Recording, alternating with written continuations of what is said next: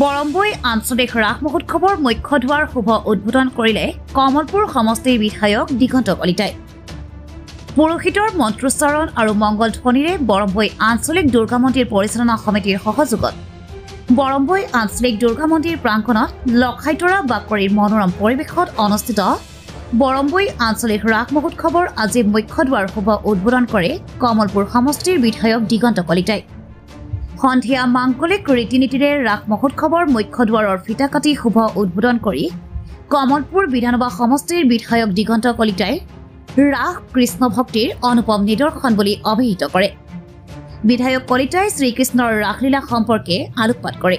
বৰম্বৈ আঞ্চলিক দুৰ্গা মন্দিৰ পৰিচালনা সমিতিৰ মুখ্য সভাপতি অনিলেন্দ্ৰ মোহন ডেকা, বৰম্বৈ আঞ্চলিক ৰাস মহোৎসৱ উদযাপন সমিতিৰ সভাপতি প্ৰদীপ কুমাৰ বৰা, ৰাস মহোৎসৱ উদযাপন সমিতিৰ কাৰ্যকৰী সভাপতি হিতেন দাস, মুখ্য সম্পাদক ৰমেশ কলিতাকে ধৰি বিষয়ববীয়াসকল উপস্থিত থাকে। ৰাস মহোৎসৱৰ মুখ্য দুৱাৰ মুকলিৰ পূৰ্বে যুৱ প্ৰজন্মৰ হাৰ্টথ্ৰব অসমীয়াৰ প্ৰাণৰ শিল্পী জুবিন গাৰ্গলৈ একাজলি শ্ৰদ্ধাঞ্জলি জ্ঞাপন কৰে বিধায়ক কলিতাই।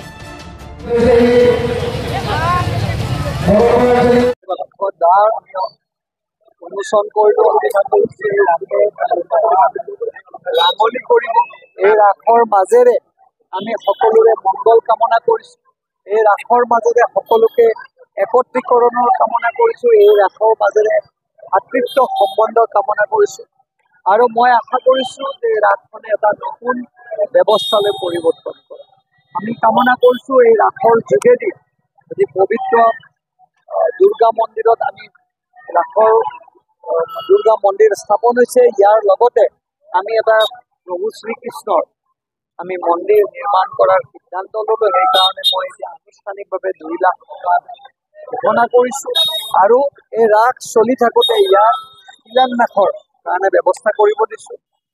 মোৰ সমষ্টি হিচাপে এইবাৰ দ্বিতীয়বাৰ পাইছোঁ। দ্বিতীয় বছৰ বহুত মানুহৰ লগত কৰিবলৈ আছে।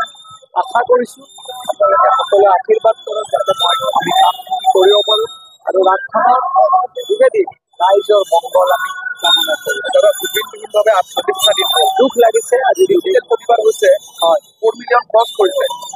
আমি আশা কৰিছোঁ জুবিন গাৰ্গৰ ন্যায়ালয়ৰ যোগেদি জুবিন গাৰ্গৰ ৰায় হ'ব আৰু মুখ্যমন্ত্ৰী ডাঙৰীয়াই জুবিন গাৰ্গৰ ন্যায়ৰ কাৰণে যিখিনি আমাৰ কাম আছে, বিশেষকৈ আইনগত সকলো কামতে জুবিন গাৰ্গৰ ন্যায় হোৱাৰ কাৰণে সহায় আৰু সহযোগ আগবঢ়াই আহিছে। আপোনালোকে অলপ সময় লওক, উইদিন টাইম সময়ৰ ভিতৰত চাৰ্জশ্বিট ৰাখি ল'ব আৰু জুবিন গাৰ্গৰ যিটো ন্যায় এই প্ৰক্ৰিয়াটোত যাতে চৰকাৰখনে পূৰ্ণ সহযোগিতা কৰিব পাৰে। মই বিধায়ক হিচাপে আমি কামনা কৰিছোঁ। বিহাৰ ৰিজাল্ট আমাৰ ভাল হ'ব। আশা কৰিছোঁ বিহাৰ আকৌ NDA ফেভাৰতে আহিব আৰু এটা দিন নিৰ্বাচন আছে, তাৰপিছত ফলাফল আহিব। অলপ অপেক্ষা কৰক। আকৌ বিহাৰত নীতিশ কুমাৰ আৰু বিজেপি চৰকাৰ হ'ব বুলি আমি আশা কৰোঁ। এনেকুৱা নহয়, বিহাৰৰ ৰিজাল্ট ভাল হ'ব। বিহাৰত আজি NDA চৰকাৰখন থকাৰ কাৰণে বিহাৰত শান্তি ঘূৰি আহিছে, উন্নয়ন ঘূৰি আহিছে। সেই জংগল ৰাজ, সেই গুণ্ডা ৰাজ নোহোৱা হৈছে। মই ভাবোঁ বিহাৰৰ ৰাইজে সঠিক সিদ্ধান্ত। মুখ্যমন্ত্ৰী সলনি হোৱা কথাটো আমি আপোনালোকে ক'ত পাইছে মই নাজানো। আমি শুনাম।